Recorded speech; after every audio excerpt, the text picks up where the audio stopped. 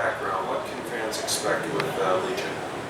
So Legion is our 6th expansion, and it's focused around the return of the Burning Legion, who are one of the primary enemies in World of Warcraft. They're demons, so of course the complementary set of features includes demon hunters. Fans that are familiar with some of our previous expansions, we had during Burning Crusade, one of our biggest characters ever, Illidan Stormrage. It's kind of like a primal demon hunter, and fans have always always asked us to be able to play demon hunters at some point. And this is the expansion where we let them have that opportunity. And demon hunters are awesome because they're elves that use demonic magic to fight demons. So they're kind of like very dark anti-heroes almost. We've treated them as even as villains at times. Players have fought Illidan, players have fought demon hunters, but now's the time that the Legion's returning, so we bust them out to help us out. Fantastic. So what would you recommend level-wise? What would be the ideal level for somebody to play this expansion?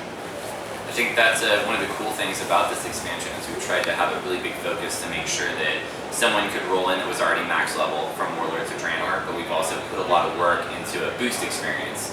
So a player that wants to say come back to the game that maybe hasn't played in a couple years or a little while can jump back in and have a way to get into the game that's not confusing, that's not overwhelming. We kind of handle all the stuff in your bags, deal with your quest log, and kind of get you set off right on the story to get back in. And a big component of that is we've got a class trial system. So if you want to come back and you're wondering about, oh, maybe I want to try monk. You didn't even know what a monk is, you haven't seen it. You have a chance to roll a monk, play it for a little while, and decide if you want to play that class. If you don't, you can then roll back and then pick a different class and keep going and kind of play your way through until you find something you really like and then boost that character and then head into the game. Another really cool thing for new players, or returning players as well, is we have a new system called Artifact Weapons. It's a new feature for Legion. And previously, historically, we've kind of left the big name weapons, big name lore items from really max level rating. That's where you see some, the main tank in a really huge guild gets plus R and things like that. With Legion, everybody, it's as part of the experience, is going to obtain these huge weapons of lore, and then they get quest lines that are focused on that weapon, and they're basically each class's version of Excalibur or Frostmourne or Ashbringer, just for familiarity, right? Clearly we don't have Excalibur, but it's like that equivalent, And then, I was gonna say, and then it's not just the story, but also there's specific visuals for them, and there's also specific gameplay hooks by the way of artifact trees. So we have these awesome talents that you can, anything you do in the game will give you artifact power, and then you can spend that power into talents. Customize your weapon, set it up for the way you want to play. Yeah. Now you talked about a couple new features. Are there, out of the new features that are coming with the expansion, what is your guys' favorite? What were you looking forward to the most, I guess? Something that's already mentioned or something we haven't talked about yet? Definitely one of my favorite features are the class order halls. Okay. So this is really our evolution on the garrisons from the last expansion.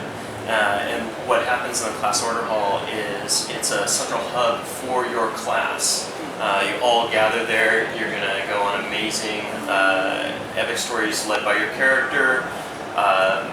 It's threaded fairly intricately into the rest of the level up and top level experience, and there are a number of features that get unlocked there as well.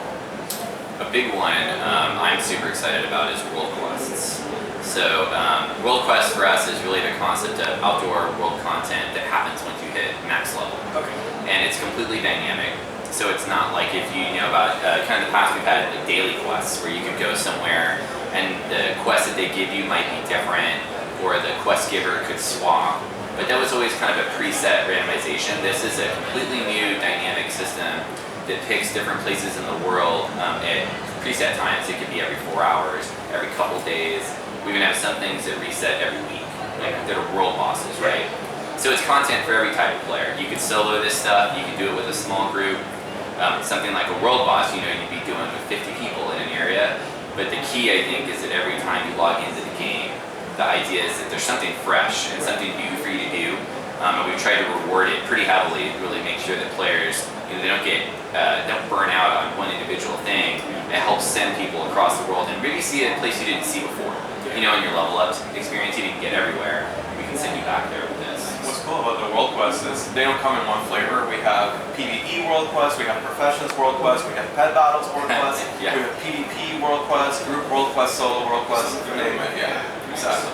So I'm curious, with the film out, we talked earlier about returning players. Are you seeing almost like a rebirth, re-interest, where you're seeing a lot more people returning and or new people who've never played World of Warcraft really getting into it? I think we're seeing both, to be honest. It's actually something that we try to think about before every expansion. Obviously, people that have played before, oh, maybe I'll come back and check it out. I think the big question for us is, the goal is we want that player to come back and then we want him to stay. Right. You know, that's what our game is, a community, that's what it's built around, right? So I think we try to put a focus individually into each type of player coming back, right? So for that type of player, we want to make sure we have in-game content. Yeah. Like we know they're probably going to play through the level up, but then it's like getting them to stay. Whereas a brand new player, our challenges are totally different because it's about, well, they don't even know the story of the world. Some don't even know how to use a mouse and do WASD, right? So, you know, each time we try to focus a little bit of time to kind of think about what are those players and what can we do to help, you know, bring them back. And Legion really is an expansion where we looked at all the activities that players were doing, and we made sure that it doesn't matter what your playstyle was, we gave you something to kind of make it your end game, right? So one of the things we saw in Warlords is we had a very similar, you know, like spike in like people, like your friend list was lit up, and then very quickly it kind of turned into, okay, people are only logging in for raid night, because we didn't really have all these other activities for people to do. During Warlords, at least from what we've seen in beta, right, like you have between the Order Hall campaigns, which are different for each class. If you're done with your Warlock, now you play Demon Hunter, you're done with your Demon Hunter, now you play Mage, and they each have their own story with different, you know, big name characters. They're all VO'd. It's really engaging for the sort of player that, you know, maybe raiding isn't their thing, they want a more story-based experience, so that really appeals to them. Then for players that maybe do 5-man group content, we really said, hey, let's make dungeons, right, like its own progression path with mythic dungeons and challenge keystones, and players can get gear to rival that of their raiding counterparts. And then if you're a PvPer, right, we made a new PvP system that lets you prestige and kind of start over your progression for really badass cosmetic rewards. So we know that those players really like to show off, like here's a PvP only mount, and everyone's like, oh my god, this guy's an awesome PvPer. So we really looked at all the play patterns that people were engaging in and said, hey, let's make something really cool for you this expansion. Yeah, I think that's one of the best things about World of Warcraft is that the game, it's not just about any one piece. You know, the beauty of the game is when you get in, you can really focus on different things and really feel like those are full-featured parts of the game, right? If someone really wants to engage in that stuff, in PvP, they have all of that there for them. But if maybe they're not into PvP at all, that's totally okay, because there's lots of other stuff for them to do. And I think that's a good reason why the game has endured well, because like any game, there's ups and downs and the interest and stuff like that. But I think you guys got to a point where you said, okay, this is what's working, let's take it even further, and I think you've not been afraid to take some risks with that. But, you know, what do you think is the main reason why you guys have continued? I mean, so many games come on and they have their time and they go. This keeps going and going and going, and, you know, it seems like you don't repeat yourself. You keep coming out with new stuff all the time without being repetitive. Part of it is we don't treat it as, we don't necessarily treat the expansions in the traditional way that expansions get treated, in that you take the original game as a limitation. We look at them almost as sequels, right? Where we actually remake parts of the game, parts of the engine, parts of the feature set completely. So when you look at the engine that's rendering our game right now, it actually feels very, very current. Yes. And it's not the same code, you know, line for line that we release in vanilla with stuff added. Similarly, right, like you have the class designs, they have evolved to a point, like the last breed of expansions, where we looked at them and said, hey, we can't add anything to them because they're saturated. Right. So it caused us to step back and said, like, what was cool about the original ones? If we were making those original classes now, what would we do? So we took a look at Survival Hunter, for example, and we saw this huge opportunity to deliver to players a melee hunter that was kind of present there in Classic, and then we took them in a different direction. And we said, you know what? It doesn't matter what we have done. We're not bound by what we did in the last expansion. We're just going to, you know, build it from scratch. And it's that outlook. I think it's one of the things people take for granted with the expansions that come out with World of Warcraft, you know? you look at DLC for other games, yeah, here's a couple extra levels, and you guys take it 3 steps further. And I think that's one of the reasons why people, like you said, why people keep coming back. I think the team is just very passionate about each expansion on its own is considered. Not a lot of people get to ship as many. We get to ship kind of a new game every 2 years or so, right? And it's not just like you said. We don't consider it a DLC pack because the world that ships with that, those zones, that stuff that's been, that all was just had to be created by the team. Where are we going? Who are the creatures that live there? What's the story? So I think there's such a strong passion to deliver on that it kind of flows out into all the other parts of the game. It must be a bit tricky though, because you have that development cycle where you're already planning what's next. Oh yeah. At the same time, you've got the community playing this, saying, I like this, I don't like this. So you are, in many ways, you get your hands in 2 cookie jars saying, we're designing for the future, but we're also adjusting what we have now, but trying to make sure they seamlessly connect to that point down the road with the next. You're balancing the live game with developing, the next thing, whether it's a patch, an expansion, or whatever. That part is huge because you basically, you have to kind of estimate the right time frame for when the next drop is going to be, and then kind of figure out what the right content for that drop is.